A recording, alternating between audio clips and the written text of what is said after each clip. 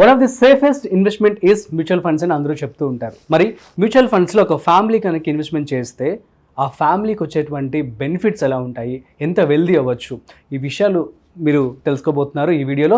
So వీటికి సంబంధించి మరింత సమాచారం మనతో చెప్పడానికి qualified personal finance professional Sairam గారు ఉన్నారు. సో వారి మాటల్లోనే మరింత సమాచారం అడిగి తెలుసుకుందాం. హాయ్, హలో, నమస్తే, వెల్కమ్ టు సుమన్ టీవీ. నేను మీ Rajeev Pasupuleti. So let's start.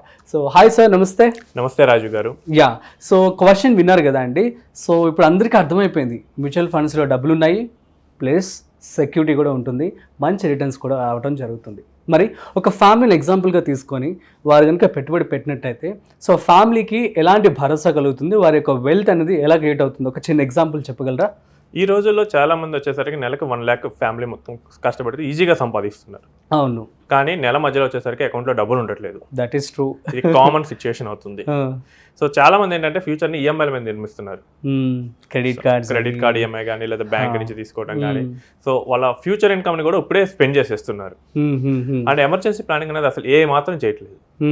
Term insurance తీసుకుంటేనేమో అదేదో బ్యాంక్ కోసమో లేకపోతే అడ్వైజర్ కోసం తీసుకున్నట్టు 1 crore 2 crores ఇక అంతే.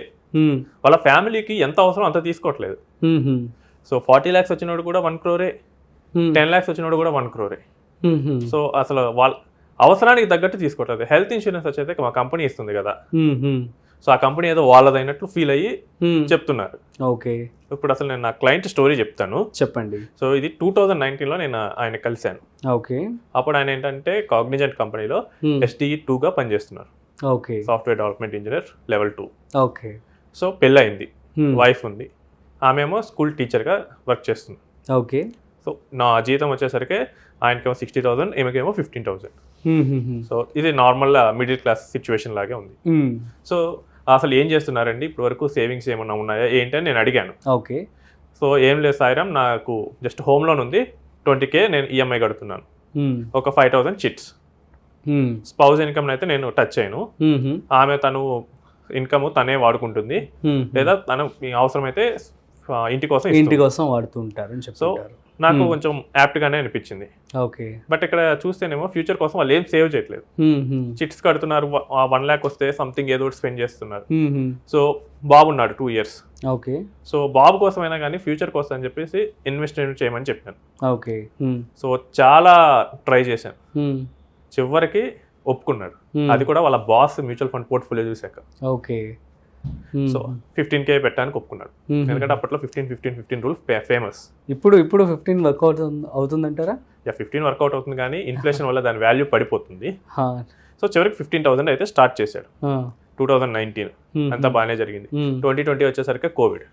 అవును, సో లాక్డౌన్ వచ్చింది, ఆయన హోమ్ టౌన్ గుంటూరు వెళ్ళిపోయాడు. సో లాక్డౌన్ ఎక్స్పెన్సెస్ ఏముండవు, సొంత ఊరికి వెళ్ళిపోయాడు కాబట్టి. అండ్ ఐటీ బూమ్ అవుంది, ఈవెన్ వాళ్ళ వైఫ్ ఇన్కమ్ స్టాప్ అయినా కానీ ఐటీ బూమ్ అవడం వల్ల ఆయన కొంచెం బెటర్ పే వచ్చింది. ఓకే, ఈసారి ఏంటంటే కొంచెం స్టెప్ అప్ చేశాడు. సో 19 ఇంక్రీజ్ చేసుకున్నారు, 15 నుంచి 4,000 ఇంక్రీజ్ చేశాడు, 19,000. అది కూడా ఏంటంటే ఇక్కడ హౌస్ హోల్డ్ ఎక్స్పెన్సెస్ సేవ్ అయ్యాయి. ఓకే, సో దానివల్ల 19K చేశాడు. ఓకే, సో కోవిడ్లో ఏంటంటే అందరికీ హెల్త్ ఇష్యూస్ ఇవన్నీ అందరూ చూశారు అప్పుడు. ట్రూ. అమ్మో. సో నాకు కూడా అప్పుడు ఏంటంటే ఇన్కమ్ రెడ్యూస్ అయింది. అవునా? Okay, we do cell mutual funds, PMS manage చేస్తాం, మా వాల్యూ మీద మాకు ఫీ వస్తుంది. అయినా ఆ టైంలో అందరూ భయపడిపోయారులే. కానీ నేనేం చేశాను అంటే ఇన్కమ్ ఎలా గ్యాప్ చేయాలని ఫిల్ చేస్తున్నప్పుడు హెల్త్ ఇన్సూరెన్స్. మీరందరూ పెద్ద కన్ఫ్యూజన్ లో పడిపోయి ఉంటారు కదా టైంలో. అసలు ఆ టైంలో అసలు ఏం జరుగుతుందో ఎలా ఉంటుందో కూడా తెలియదు. ఆ టైంలో కనుక వాళ్ళ న్యూస్ ఉంటుంది, చాలా భయం వేసేది. సో ఇన్కమ్ లాస్ అయింది, మేము ఏం చేశాను అంటే హెల్త్ ఇన్సూరెన్స్ లో నేను దిగాను. ఓకే, దిగి నేను ఆయనకి పిచ్ చేశాను. అసలు రిలక్టెంట్ గా ఉన్నాడు. ఆల్రెడీ కంపెనీలో నేను టాప్ అప్ 10 lakhs తీసుకున్నా అన్నాడు.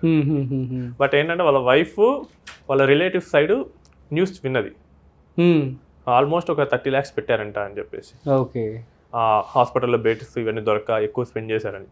సరే, షీ వాస్ కన్విన్స్డ్. ఓకే, నేనేం చేశానంటే ఒక 30K పెట్టి 25 lakhs పాలసీ ఇప్పించాను. ఓకే, ఫస్ట్ వేవ్లో ఏం జరగలేదు, కానీ సెకండ్ వేవ్లో హిట్ అయింది కోవిడ్ వల్ల.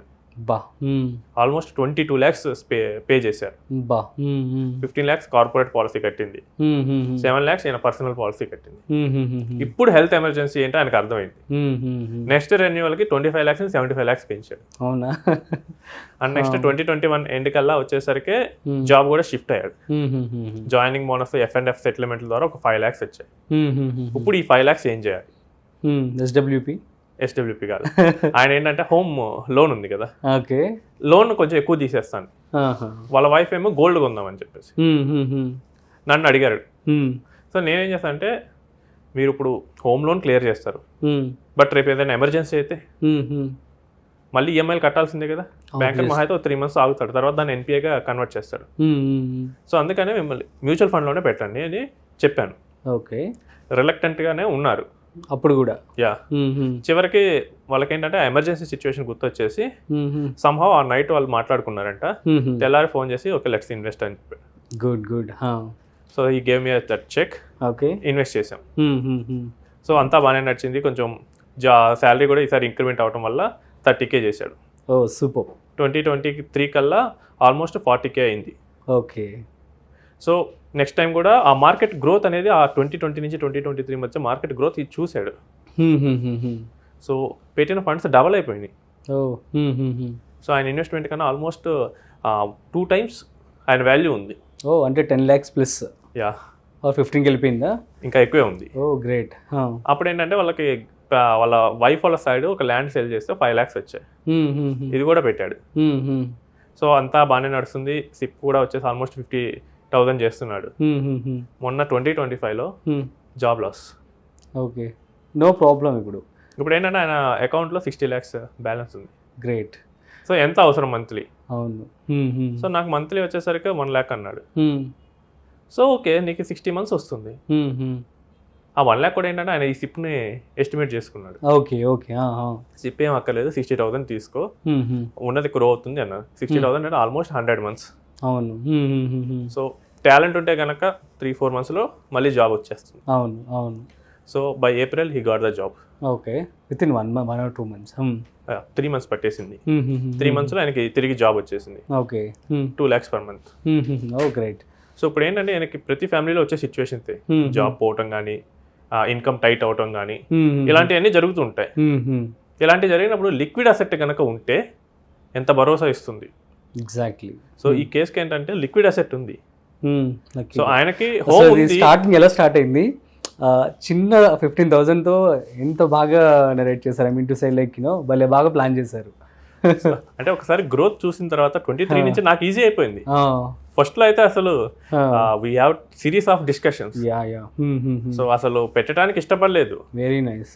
బట్ ఎప్పుడైతే వాళ్ళ బాబు అన్న ఎమోషన్ టచ్ చేసామో అప్పుడు స్టార్ట్ అయ్యాడు. తర్వాత ఏంటంటే ఇప్పుడు 60 lakhs ఉంది. ఇప్పుడు ఏమవుద్ది, ఇంకొంచెం ఎక్కువ పెడతా మొదలు పెట్టాడు. ఓకే, కరెక్ట్గా ప్లాన్ చేస్తే నెక్స్ట్ 10 years ఆయన ఇప్పుడు ఆల్మోస్ట్ 36-37 ఉన్నాడు. నెక్స్ట్ 10 years ఆయన ఫైర్ నెంబర్ ఆయన అచీవ్ అవుతాడు. సో ఆయన ఓన్ ప్యాషన్స్ని ఆయన తీసుకోవచ్చు. Okay, very nice. సో ఇలాంటివన్నీ లైక్ ఏంటంటే ఆ ఫ్యామిలీ ఇప్పుడు ఫినాన్షియల్లీ వెల్ బీయింగ్ స్టేట్లో ఉంది. ఓకే, ఇప్పుడు ఏ వేటికి భయపడాల్సిన అవసరం లేదు. He has an good health insurance, emergency corpus కూడా మ్యూచువల్ ఫండ్ల లాగా ఉంది. ఓకే, రియల్ ఎస్టేట్ వాల్యూలోనేమో హోమ్ ఉంది. సో ఇంకా ఒక ఫ్యామిలీకి ఇంతకన్నా కావాల్సింది ఏంటి? సూపర్.